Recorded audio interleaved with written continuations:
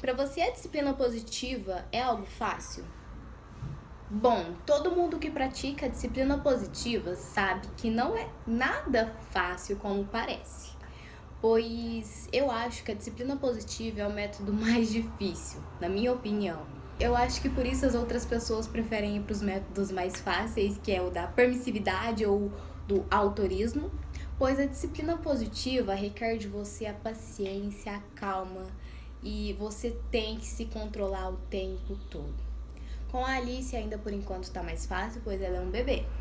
Mas eu sei que quando ela for ficando maiorzinha, vai ter as fases mais desafiadoras, ela vai me testar, ela vai ter os comportamentos dela e eu vou ter que ter a paciência, eu vou ter que respirar fundo e ser o exemplo para ela.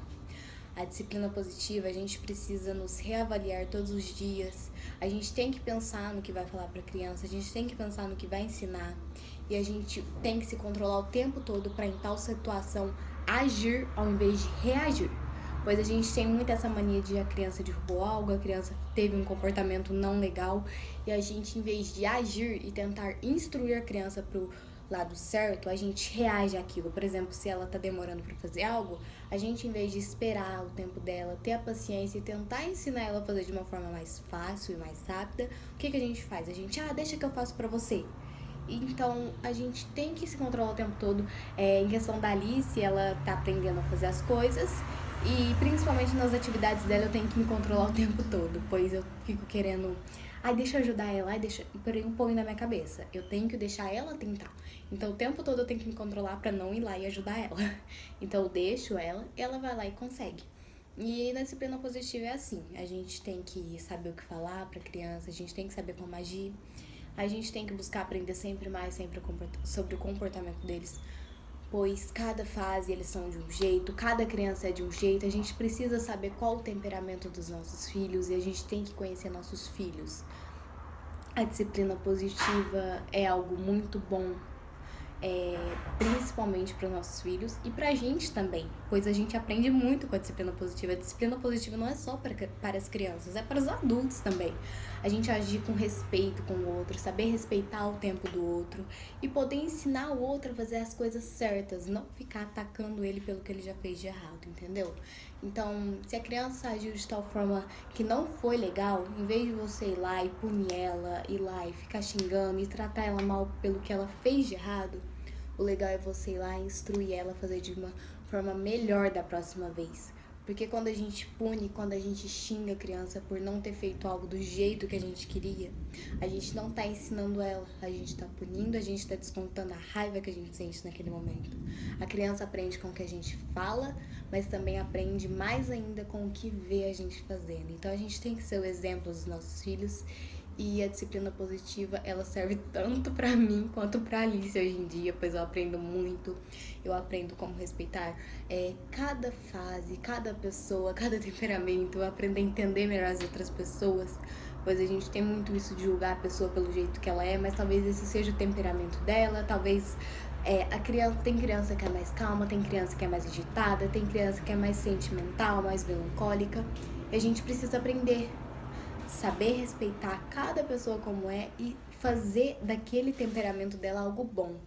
Então, é sempre importante a gente conhecer nossos filhos, conhecer seus limites, conhecer o temperamento deles e cada pequena coisinha. E a gente sempre saber trabalhar dentro da disciplina positiva, a educação, o amor, o afeto e os limites. A disciplina positiva, ela não é o caminho mais fácil, pois a gente tem que se controlar o tempo todo. Mas com ela a gente aprende que as crianças também é difícil para elas. A gente entende que elas também têm sentimento, que elas também têm os seus momentos de raiva, de frustração. E o que elas precisam é de apoio, é de acolhimento, não de xingamentos. Elas não precisam da gente ficar batendo nelas. Gente, o que eu mais escuto é os outros falando que quando eu falo, bater não adianta, eles falam, adianta sim, porque eu bati no meu filho em tal situação e ele parou de fazer o que estava fazendo. Mas é claro que seu filho parou de fazer o que ele estava fazendo. Pensa, ele é uma criança, você é um adulto pra ele gigante. Você vai ameaçar ele, vai bater nele, óbvio que ele vai parar com aquele comportamento. Mas não significa que ele vai aprender algo. Ele vai repetir aquele comportamento em outra situação. Agora, se você explica pra ele que aquilo está errado e explica pra ele o que ele pode fazer de certo, ele vai aprender, ele vai entender que aquele comportamento que ele teve não foi legal, que ele pode agir de tal forma em outra situação.